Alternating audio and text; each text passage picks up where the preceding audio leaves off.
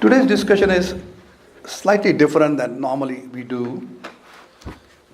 And I thought I'll discuss today on spirituality of the 21st century. In reality, that is nothing but Sanatana Dharma or eternal lifestyle of spiritual living.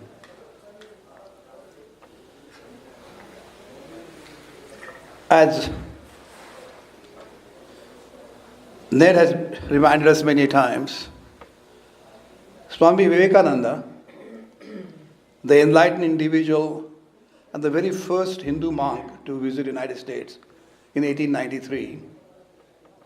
By the way, he visited 12 cities and he came twice to Twin Cities. He said in a very prophetic term, India will dominate the world not by military might, but by her thought.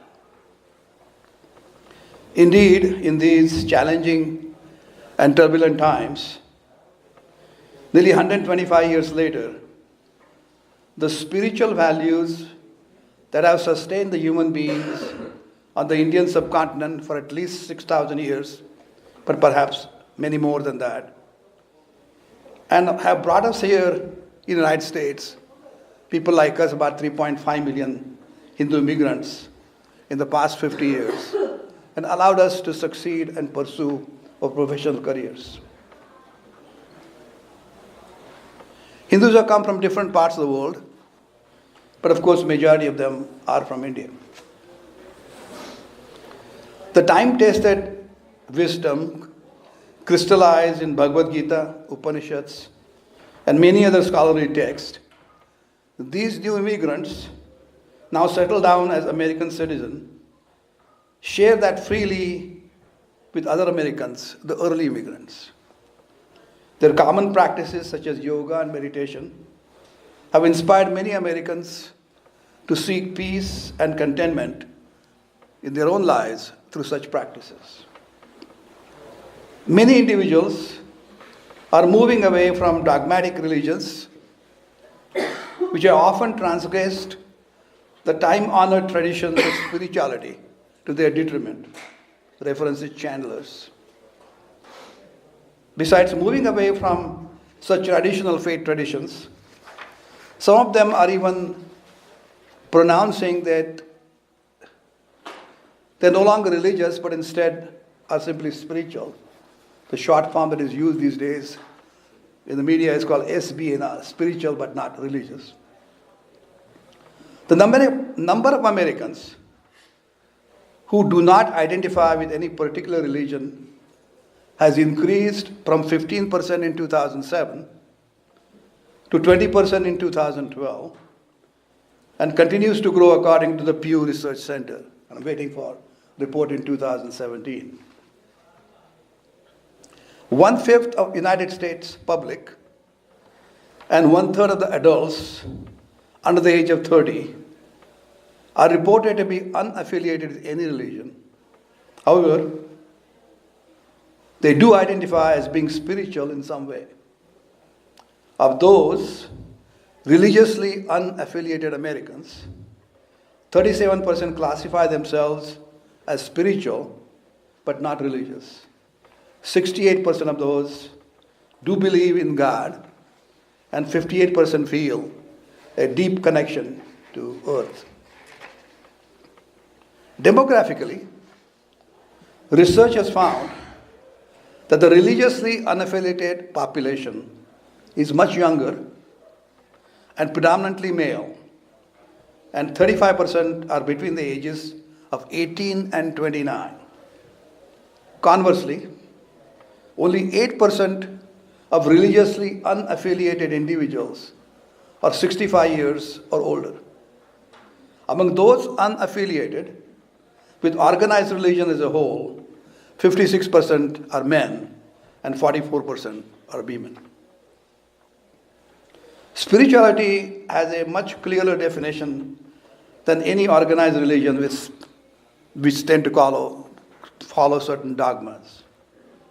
Chandler again states that spirituality is made up of 3 parts: nature, divine wisdom, from some higher power, and 3, the self.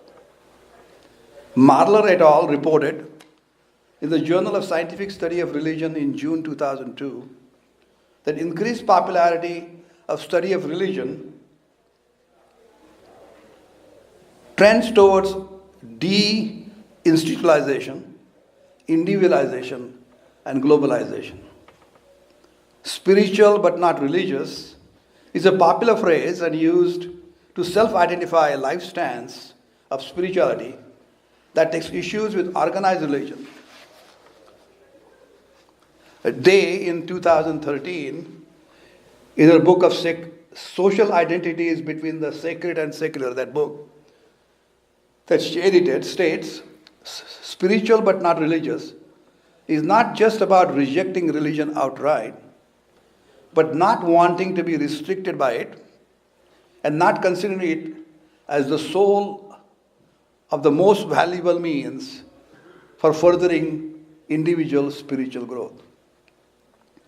These authors in this book state that some of those who are critical of religion see those religions as rigid and pushy, leading them to use terms such as atheist, agnostic, in order to describe themselves. Those who identify as spiritual but not religious feel kind of tension between their personal spirituality and membership in a conventional religious organization. Most of them value curiosity. They value intellectual freedom and also value the experimental approach to religion. Spiritual but not religious are made up of a heterogeneous group of people which can be classified as dissenters, casuals, explorers, seekers, and immigrants. We can discuss these subgroups if the time permits at the end. Two individuals have influenced the Western thinking greatly over the last 50 years. The first and foremost is Jiddu Krishnamurti from Theosophical Society, who discussed Vedantic teachings of the divinity of the self and infused it with Western psychologies of self-reliance. The other individual is D.T. Suzuki, who discussed foundational knowledge of Zen and a central aspect of Buddhism. Krishnamurti provided these individuals who are spiritual but not religious with the understanding that the essence of spirituality is comprised in the immediate, temporal, and highly mystical experiences of human reality that paradoxically transcend the triviality of day-to-day human existence. Based upon the accounts of the Persian visitors who came to India between 540 to 486 BC, who mispronounced Sindhu River as Hindu, Hinduism was the term assigned by the modern-day theologians to our forefathers who lived on the banks of the river Sindhu while enjoying a spiritually satisfying life. They lived practicing common sense, universal values of ethics, morality, and social responsibility in order to maintain happiness, peace, and harmony in the society. Our forefathers called their lifestyle as Sanatana Dharma. Dhriyate lokaha anena iti dharma. Dharma is the one that sustains the society and maintains peace and harmony. So people who maintain some certain entity is dharma. There are several other meanings noted in the two major Sanskrit to English dictionaries. The most famous is, of course, my favorite, famous Sanskrit scholar, Professor Vaman Shivram Apte. Most people call it V.S. Apte, I call Vaman Shivram Apte. And the other is one that of Sir Monier Williams. Some other meanings mentioned are righteousness, morality, duty, prescribed ethical conduct, justice, equality, etc. Religion, as the translation of the word dharma, has been only added relatively recently, only after the arrival of Christians in India. The Sanatana Dharma can be best translated in English by calling it eternal lifestyle of spiritual living. Sanatana means eternal. It was never called a religion. Instead, our forefathers simply considered it as a spiritual lifestyle. They called it Vedic Dharma. This Sanatana Dharma, now called Hinduism, never insisted on specific dogmas, but instead emphasized on the inherent spiritual freedom of every individual and referred to it as the free will to make personal choices and not insist on bowing down to a specific tradition. Some typical present-day other religions exhort the individuals to follow a specific ideology. One has to obey certain rules or otherwise you'll be punished. Spirituality instead lets one follow one's own heart and do what one feels is right according to one's own conscience, guided by universal values and social responsibilities. The thought that arises in the mind and is then expressed through the words or body language, and then carried out through the personal actions, should be in absolute conformity with the universal values. When this situation exists, there is no kinds of conflicts whatsoever. A typical religion with specific dogmas makes one to fear, whereas spirituality of this kind sets one free. Such religions insist that if we do not obey certain rules, there's a punishment that awaits us, and that strong pronouncements of certain statements said emphatically should make everyone rely on specific beliefs. Spirituality instead lets us understand that every action has an appropriate reaction and subsequent natural consequences. It is simply a common sense law of cause and effect. What goes around comes around. Spirituality relies solely on the fundamental forces of the universe and does not insist on one to believe that specific doctrine is to be the only truth. There can be more than one. That is how Hinduism, Sanatana or Vedic Dharma grants the individuals to pursue these universal values for common good and, of course, for personal spiritual advancement. Traditional religion makes one follow a specific journey in order to achieve the salvation after death, something one has to take it merely on faith. Spirituality, on the other hand, allows one to create one's own spiritual journey and reach that ultimate destination in this very life cycle. Hindus consider that there are 4 goals or purusharthas that are suggested for every human being that one should accomplish in this human life. Besides acquiring artha, security of any kind, all kind, enjoying kama, enjoying all kinds of pleasures in life, both, of course, enjoying while living a spiritual life in a very righteous way. That is life of dharma. One must try and reach the ultimate or the 4th, the most important goal, which is called moksha. It is misunderstood many times. Moksha is liberation from any notion of limitation, liberation from any sense of want by realizing the comprehensive knowledge of one's true nature and then coming to live it in that state of knowledge and enlightenment in this life.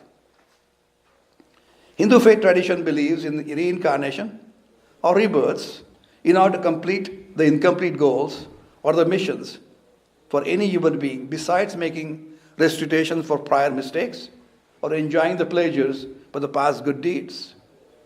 This gives the human being several opportunities through multiple births to accomplish all the essential goals.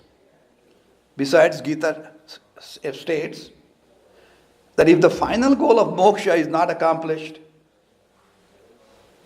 at the time of death, one can be reborn and start on that goal exactly the same level that was reached at the time of death. Shikuna says in the 43rd verse of the 6th chapter, Tatra tam buddhi sanyogam labhate paurvadeikam, says that one regains the spiritual insight from the prior birth and continues his journey. Nearly 53% of world population and nearly 25% of those who practice Christianity believe in such afterlife and many more chances to redeem one. All of us know for a fact that no one is ever perfect. But when offered several opportunities through reincarnation, human beings can reach their ultimate human goal of moksha. With a major league batting champion in baseball, he still strikes out 2 out of 3 times. So if he bats 333, he still wins the championship. So you've got to have more than one chance to reach the ultimate goal. Hindu faith tradition also believes in the existence of God that is believed by most except those who are atheists. Brahman is the term Hindus use when they refer to as God and consider that to be immanent within, as well as transcendent beyond limits of experience. The God or Ishvara is both the intelligent and the material cause.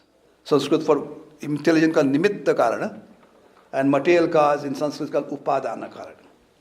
And that is for the entire creation and the living entities that you see.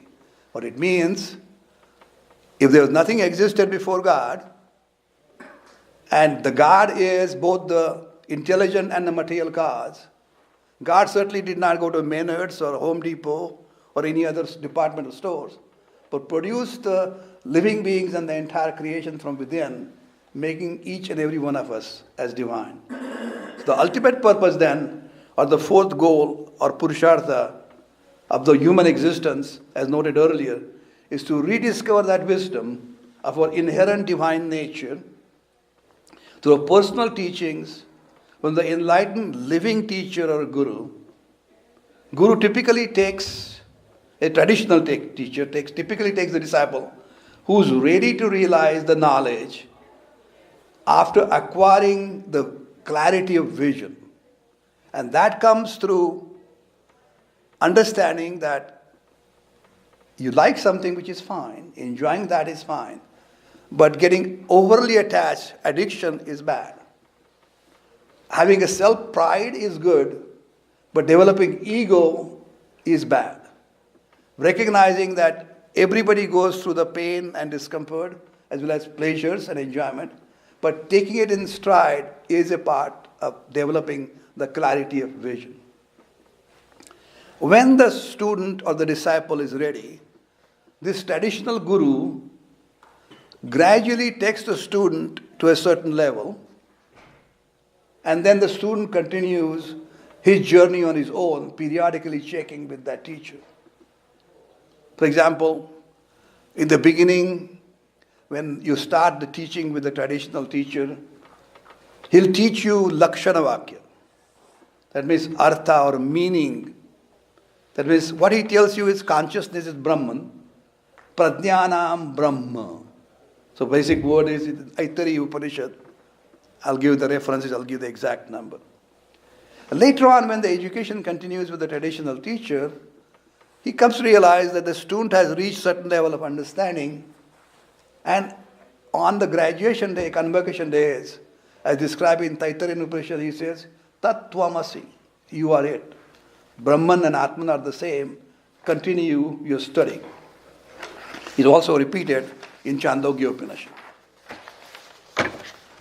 Through continued studies and regular deep meditations and reaching samadhi on common frequent basis, the disciple reaches that level of realization when he experiences the truth himself or herself, and then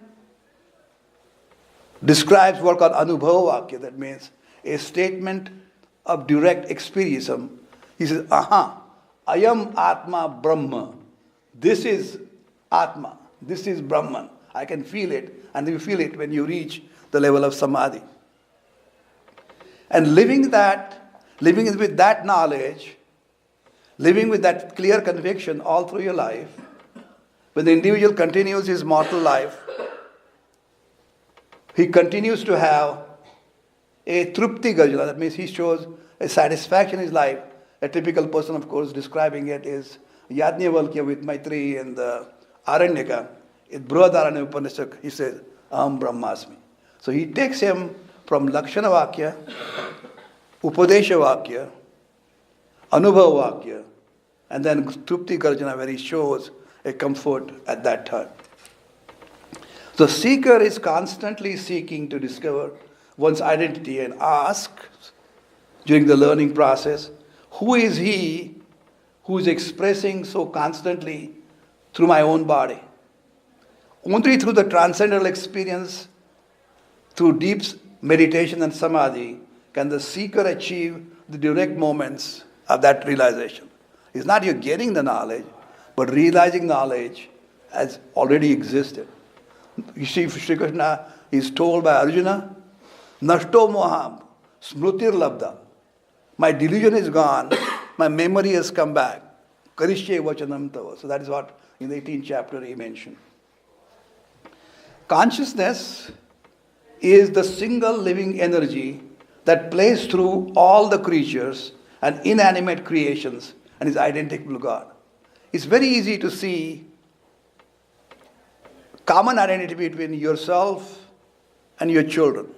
You see in them and you have unconditional love. If you're lucky like me, I have unconditional love from my wife. But you have to enlarge that vision to recognize that should extend to all members of the family. That should extend to the larger family, like the community we meet in the temple. Recognize that's not all the communities, entire community in the society, and they make it at the global level. And once you have that understanding of Sarva Bhutatma attitude, then your actions will be related to the thoughts that come to your mind, will be conformity with the universal values. And many times we used to get frustrated when I was younger, I thought I had to take care of all the problems of the world, but came to realize my limitations.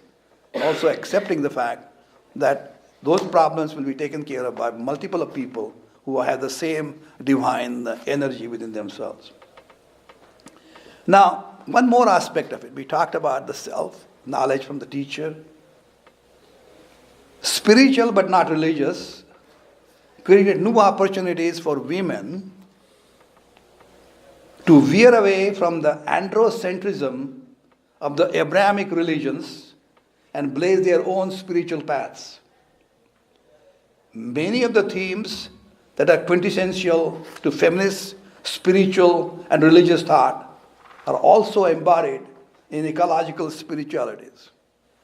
These ecological spiritualities are rooted in the belief that the natural world is a medium for divine revelation, and that the nature possesses a spiritual worth that goes well beyond the functionality it might have for human beings. For Hindus, the entire creation, the Mother Earth, is divine, and thus the ecology becomes an integral part of human values as detailed in Vedas. A typical Hindu, before he gets out of the bed, with reference to Mother Earth, Bhudevi, he prays, Samudra Vasane Devi Parvata Sanamandale Vishnu Patni Namastubhyam Padasparsha Kramasvame. O Mother Earth, you live in the oceans with water all around you. You are blessed with natural beauty of beautiful mountains and sacred rivers, with exhilarating flora and fauna. Kindly forgive me as I step on you, since I cannot serve the humanity without doing so. So that kind of reverence you have even before you get out of the bed. The other common prayer for Hindus who deeply revere Mother Earth, again Bhudevi, in case you don't remember, go upstairs to the temple of Bhudevi, is the flora and fauna in this majestic world that we are blessed to live in. The peace and contentment that Hindus pray for is not simply for oneself, but everyone else as well. The regular prayer goes like this: Om Dyo Shanti, Antariksha Shanti, Prithvi Shanti, Apaha Shanti, Oshadaya Shanti, Vanaspataya Shanti, Vishve Deva Shanti, Brahma Shanti, Sarva Shanti, Shanti Eva Shanti, Om Shanti Shanti Shanti. May there be peace in the sky, and let there be peace all over. Let there be peace in the space as well. May there be peace in the land and also in the waters. May the herbs and food bring us the peace. May all the personifications of God bring us peace. May there be peace throughout the world. May peace itself be peaceful. May God give me and everyone all around me such a peace. Again, that's what the English translation of this Sanskrit prayer. Such spirituality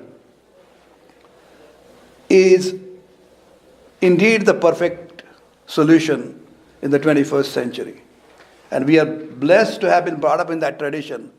We should share it with any friends who are willing to learn from it. But how we go about doing it is to study, try to understand our inner identity, realize that Brahman and Atman, our inner energy, is exactly the same, understanding oneness with entire creation, revering, respecting, and taking care of the Mother Earth and trying to keep it as good, if not better, than when we received at the time of birth. And most importantly, maintaining the humility when you have the opportunity to serve others. This is really the most satisfying virtue of the Hindu faith tradition we call Sanatana Dharma that I find. I thought I will share with you today. So, any questions or comments you can ask me. Otherwise, I have got a couple of things which I'll mention to you at the end. Let me continue, and then you can ask me the questions, because there will be any question at the end. At the end, I'll give you their 4 references. I think this is an important time related to spiritual but not religious, to look at some misunderstood terminologies which are used these days. Secularism is not atheism. Secularism is the most misunderstood and mangled ism in the American political lexicon, according to Jacques Berlin-Blau. He wrote it in the 2012 July 28 issue of Huffington Post. He states, this false equation has emerged, which is totally groundless, and trying to associate secularism and atheism. And he finds the connection as to how it came about, that he said during the raucous, unforgettable 2012 presidential run, in the Republican primary debates, the former Speaker of the House, Newt Gingrich, fretted that his grandchildren were poised to live in the secular atheist country.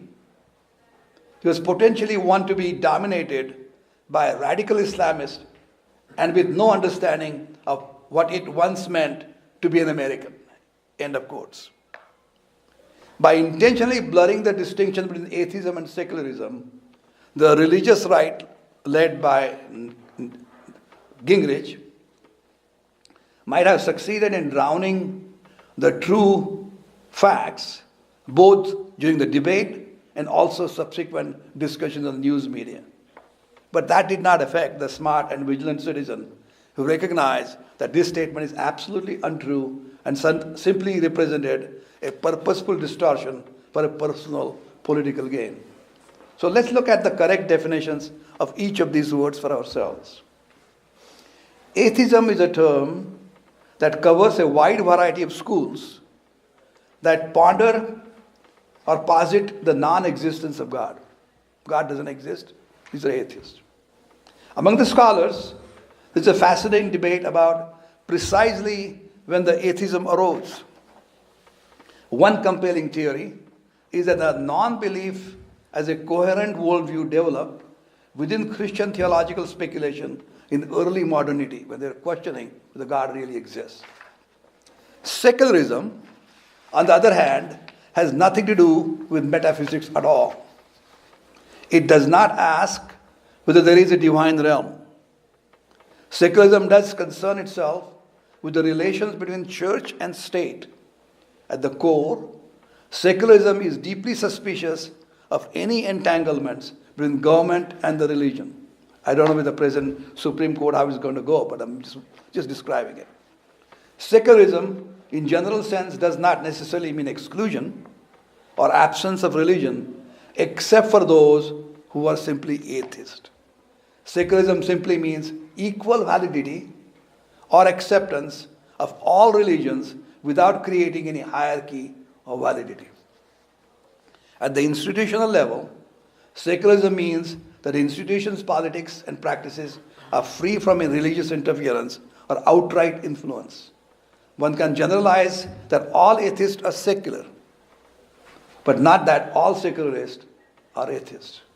In the context of US Constitution, some of us have read it, some of them have yet to read it. Secularism means, one, strict separation of the state from the religious institution, separation of church and state, and two, equality of people of different religions and belief before the law. A secularist then can be a religious personality, as I am, but he or she still believes in institutional secularism. Secularism is not about curtailing religious freedom at all. It is about ensuring that the freedom of thought and conscience apply to believers of all faith traditions and the non-believers alike. So I think I just want to clarify those confusing things which has been going on even in our temple sometimes. Another thing which I had mentioned during the presentation is I talked about spiritual but not religious into many subgroups, if you remember. So I'll try to clarify them and then open up for questions, comments, or discussion. I mentioned that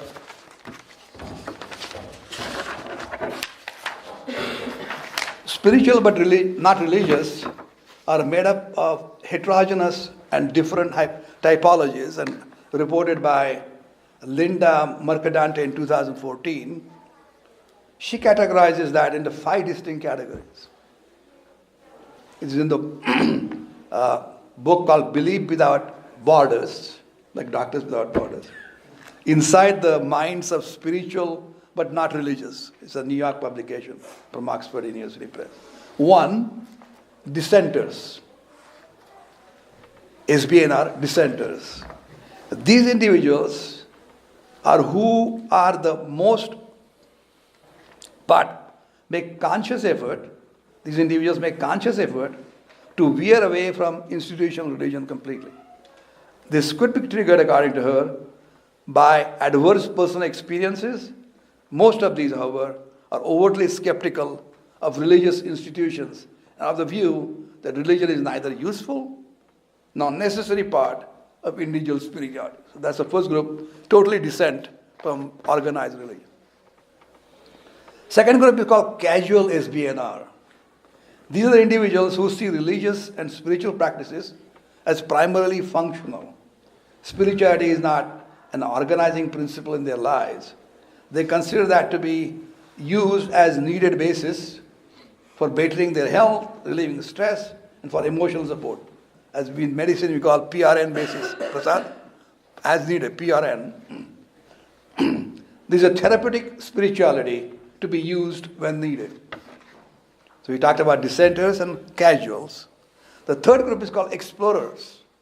These are the individuals who seem to have what she refers to as spiritual wanderlust. These people find their constant search for novel ideas and normal spiritual experiences to be a byproduct of their unsatisfied curiosity. If this doesn't work, let's try something else. The desire for journey and change are related to the feelings of disappointment all throughout. Explorers are best understood as spiritual tourists, according to her, with no intention of committing to a spiritual home. The fourth group is called seekers. These are people who are looking for a spiritual home, but after they also are contemplating recovering their earlier identities. They're still keeping the old telephone number handy, but just looking out is seeking whether they are really finding or not. They're eager to find completely new religious identity or alternative spiritual group they can ultimately commit to it, looking but not yet finding. And finally, the immigrants. These individuals have found themselves in novel spiritual terrain and are trying to adjust themselves to a newfound identity. And it's complete. They got a green card, but they have not become citizens as yet. Immigrants can be best understood as those spiritual but not religious who are trying on a radically new spiritual environment but have yet to feel completely settled there. So they keep their citizenship in India but have a green card in America. So these are the immigrants. So these are the 5 different subgroups that she describes as SBNRs. Opened up a lot of material for you to discuss and comment. I'll shut up and listen. Yes? I have a comment and a question. The comment, I would bet the same demographic, mostly of the young single men, are the same demographic that are living in the new apartments in downtown Minneapolis, and then when they get married and have children, they move out to the suburbs. And I think the same thing will happen with that same group too. When they have children, that's when people tend to join some sort of a church or temple. Sudesh. So you mentioned that some of the religions, they've taken the tact of scaring people, saying that if you don't do something one way, that you'll be punished. And I understand the basic tenets of Hinduism and the Sanatana Dharma. But with the evolution of rituals, haven't we in Hinduism also kind of adopted the same thing, that if you don't do something at the right time, right day, in the proper manner, that things will just be catastrophic for you? How do you explain that? I think you're asking a very intelligent question, and I'm glad. The question is, we Hindus, when we talk about performing various rituals, we also told that it has to be done a certain way, or else you'll be facing consequences for inappropriate performance of those rituals. It's interesting that Vedas, when we talk about, are not just simply the Samhitas, Brahmanas, Aranyakas, but ultimately the Upanishads. So there are 4 different aspects of Vedas. So initially you are performing the rituals, and many times people feel that those rituals done properly are going to give you the merit. Now you can ask for a certain reward, you're right. And that reward is basically in order to gain a certain amount of positive merit, called punya, or a negative discredit called pap. But then in the 9th chapter, Shri Krishna says, Kshine punye martyalokam vishanti. That is simply same as some form of security or artha, where you get merit or discredit for it. And with that you get positive outcomes and negative outcomes, which are reversible. They can be used up. To me, it's like doing those good deeds is like earning some money with which you can leave the cold Minnesota and go to Caribbean in the warm weather. But as soon as your traveler's checks, of course, they don't use it anymore, are used up, you have to come back to Minnesota. What I'm trying to say, they have a limited understanding. But you have to continue to learn where you go beyond it. What I'm trying to say is, it's not enough to stop at the ritual level, but you have to move on to the level of additional Vedangas which are there in the form of yoga and meditation, where you connect with yourself and you understand what you are and learn what the wisdom is there in the Upanishads. So those people many people are performing rituals upstairs because they have reached a certain level of understanding which is not a complete understanding of Vedas. So Vedanta is the 4th and the ultimate part of Veda, which gives you the ultimate truth. The purpose is, through that process, you develop a certain good qualities, virtues, where you're able to get over the negative tendencies, kama, krodha, lobha, moha, mada, matsya, vatsarya. So you develop good value in your living life. But then you reach a certain level, Sudesh, where you got all the material things that you can dream about. All the family members to support you and love you. But you still find when you are reflecting mood that that is not all enough. Is that all there is to it? And at that time, Manushyatam does not reach its ultimate goal, but then I have to reach that level called Mumukshutvam, where you have a feeling that I have got to go to that level where this is not giving me a long-lasting satisfaction. I like chocolate, I like sweet things, but after they are over, they are gone. By the way, you didn't make Shrikand yet. What I'm trying to say is they have a finite positive value. So what I'm saying, what you're referring to is that you get a credit and discredit. You work hard, you get good salary. That's fine. The same way the rituals work hard. But if you really understand the Hindu faith tradition to the nth degree, final step, then that's what I'm discussing today. Okay, good point. But what I'm going to say is that, or Vedanta teaches Sudesh, that this is accomplished in this life cycle. And if you don't complete it this time, you can come back and complete it. Whereas many other traditions say that you take it on the belief that this is the only chance that you have, and if you don't do that, you're going to be punished for it. That's a totally different way of looking at it. I'm not comparing them. Since you asked the question, I mentioned it. Okay. Any other? You're saying something. I've had the Minnesota atheists come speak to my Maple Grove Critical Thinking group, and these gentlemen that came, they were raised in a particular religion that was one of those that say my way or the highway, this is the only way. They had very bad experiences in that particular religion, so they became atheists because that was their only exposure to God.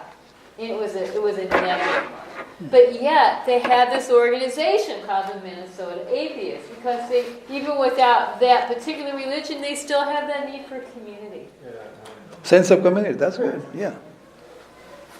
But had they had a different exposure to God, then they may not be atheists. Yes, Pooja. Yep. So just a question. If you met two people, let's say one person claims or calls himself deeply religious, and the other person says that I am spiritual but not religious. So you have person A and person B. Person A who says they're deeply religious might be in tune or affiliated with a religious institution. Every Sunday they may go, that type of lifestyle. And you have B who doesn't do much. Would you, in your opinion, say that one is more in tune with God than the other, or better than the other? How would you compare these two people? Because in my life, whoever I've met, unfortunately or fortunately, I've met more people that say they're spiritual but not religious rather than saying that they're deeply religious. I really am not saying one is better than the others. But for what I'm referring to is, I don't even like the word religion per se. I basically use the Sanatana Dharma. Dharma is not religion, that's a wrong translation. A lifestyle. And lifestyle is such that basically based upon universal values and principles.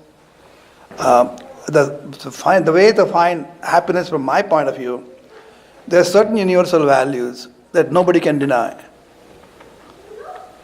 I don't like to hurt anyone because I don't want to be hurt myself.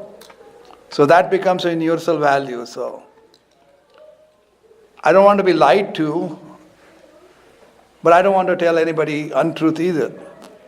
So that becomes a universal value. But I also know that all these universal values are not absolute. I'm not talking about alternative truth that goes on these days, but that's a different story. What I'm referring to is that every universal value has to be practiced based upon the situation. For example, when you have acute appendiceal inflammation, surgeon has to crack open your belly to take the appendix out. That's a violence. But that is still important because saving your life is far more important. So one universal value trumps the other universal value. But what I'm referring to is that if these universal values that you learn, that's how you live the life, both in your words, your thoughts, and your actions, then you are concordant with all the three levels and you are at peace. But if you have any one of them deviating, then you have a problem. So to me, religion is not the question. To me, what I'm talking about is, what is the lifestyle one has? Label means nothing. You see what I mean? To me, the pure inside value system of the person should be pure, and that should be conforming both thoughts, your words and actions should be exactly the same, based upon the universal values, basically protecting yourself, protecting everybody else, and making the earth as clean and healthy as you possibly can. Of course, there's no global warming, but that's a different story. Anything else, guys? Yes, Arun. You are exploring the reason for why there is a rise in spiritual but not religious. And I think the main reason is the education system. Is what? Education system. Okay. Which is, if you take the religion out of the education, which all free societies are trying to do, that's the reason both in India and here it is like, there's a rise in, with the kids who are growing up, they are no longer religious, I think. Well, that could be true. At the same time, remember, if you look at the major faith traditions in the world, they're Christianity and Islam. They are the ones who are trying to spread by conversion processes. But now the world is no longer like a Kupa Manduka Vritti, where only the well where they're living is all the world there is. Because of internet, there's a globalization where the people can travel, can read what is going on, unless you're in a place like China where you're not allowed to see everything openly. That allows individuals at younger age who are very savvy about these technologies to get exposed to different things going around the world. So they are willing to ask questions. And that perhaps is an important factor which I mentioned in the early part of the discussion of mine. The globalization, the easy travels is causing that additional thing.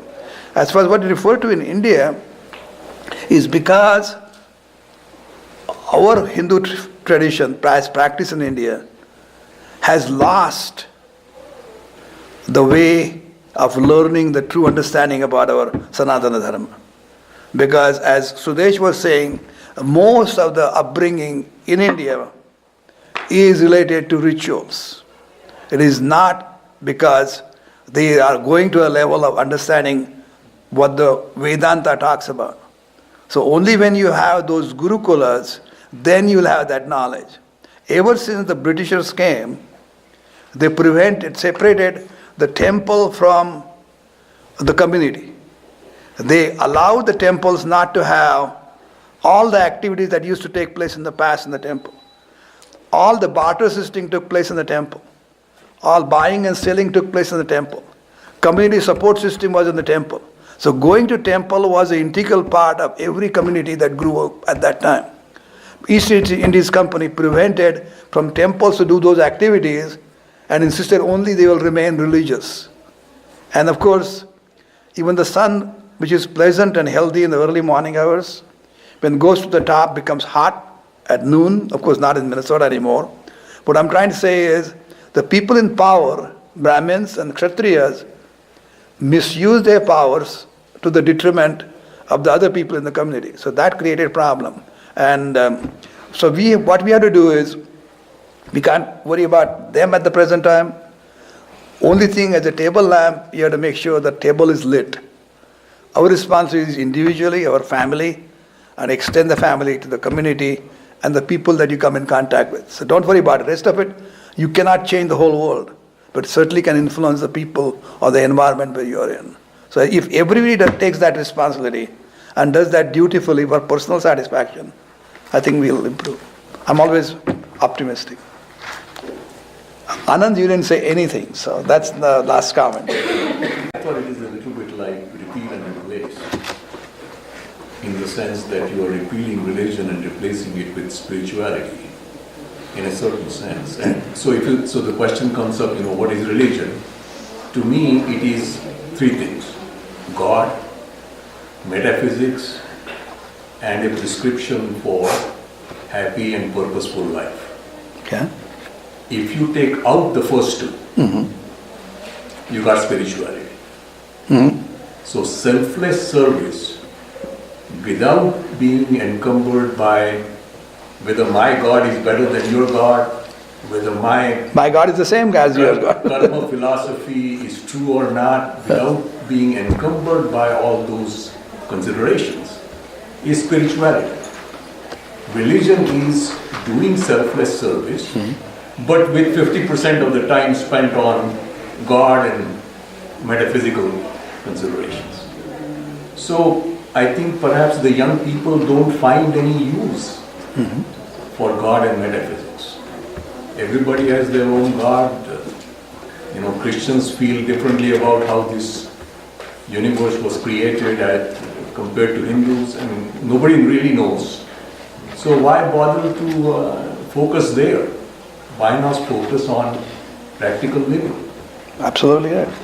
And you're exactly right. Everybody has to do exactly what makes them most comfortable. Yeah. Well, thank you guys. Thank you.